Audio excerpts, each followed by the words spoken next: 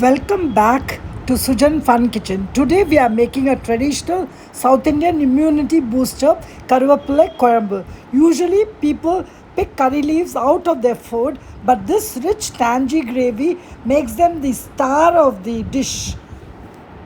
We'll need 1 cup of fresh curry leaves, tamarind, and a blend of spices like pepper and cumin seeds. So let's get cooking.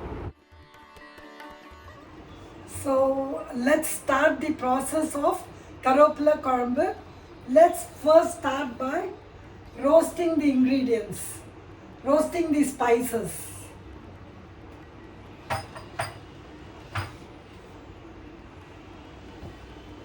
So this is still oil.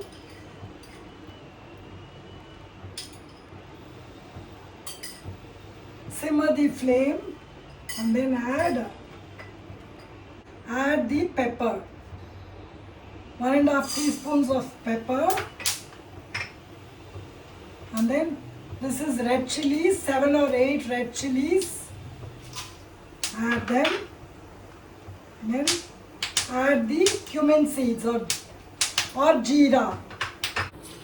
So see that the spices are roasted well.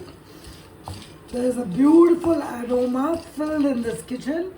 This is black pepper, cumin seeds and red chilies. And into this goes the main heroine of the dish of this Karopla Koyambu. In goes. Now add the curry leaves into the roasted spices. Please remember to switch off the flame while you add the curry leaves.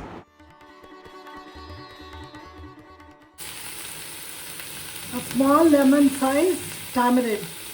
I have removed all these seeds. This is de-seeded tamarind.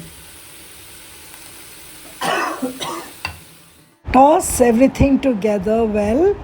Remember the flame is switched off, and now all we need to do is to wait for the ingredients to come to room temperature. Then we'll grind it with a bit of water. The roasted spices with the curry leaves, everything has come to room temperature. So transfer them into a blender jar. So everything is transferred into this. So just give it a grind till everything is put together, everything comes together.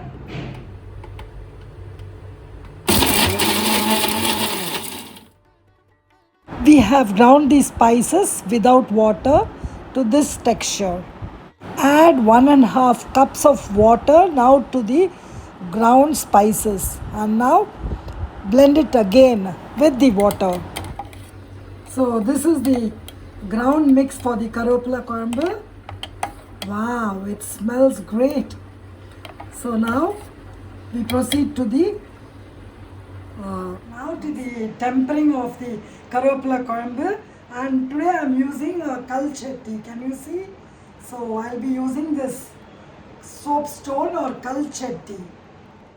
Now add til oil liberally into the pan and wait for it to become hot so that we can start tempering.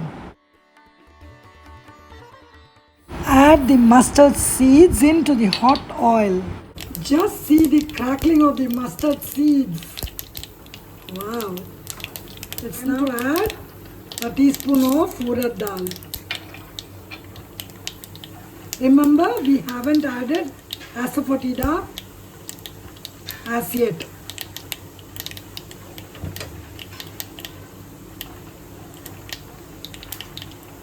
Urad dal is turning golden. So now it's time to add this paste that we made, the spice paste. Yeah. You need to add salt and asafoetida. Remember, we haven't added yet. While the Karopla Koyambu has just started boiling together, it's time to add salt now. Salt according to taste.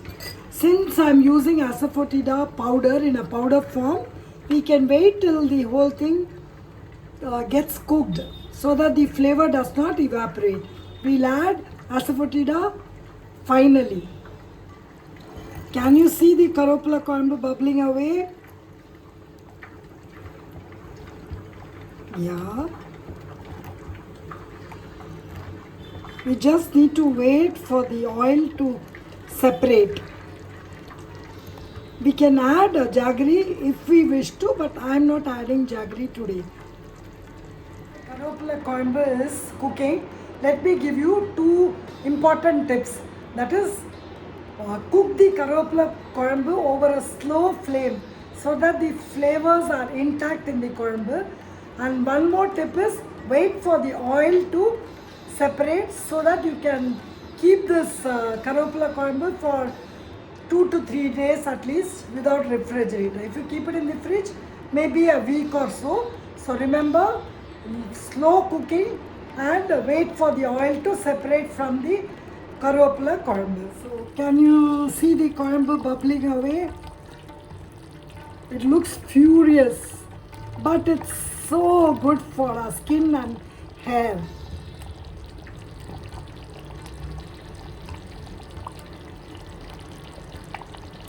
The oil is now separating, so it's time for us to switch off this Karopula Koyambu. It looks amazing.